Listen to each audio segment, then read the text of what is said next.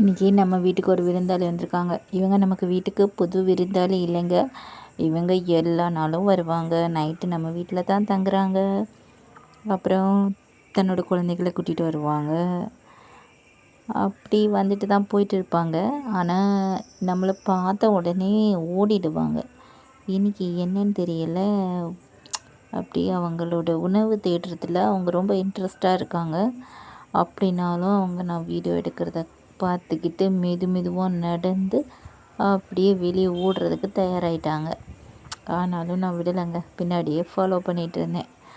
இன்னும் ரொம்ப நேரமாக சத்தம் கேட்டுகிட்டே இருந்துச்சு. யாருடா நம்ம கூட இருக்கா அப்படி சுற்றி பார்த்தா யாரையும் காணவும் இல்லை. அப்புறம் பார்த்தா இவங்க இந்த செடிக்குள்ளேருந்து வெளியில் வரேங்க.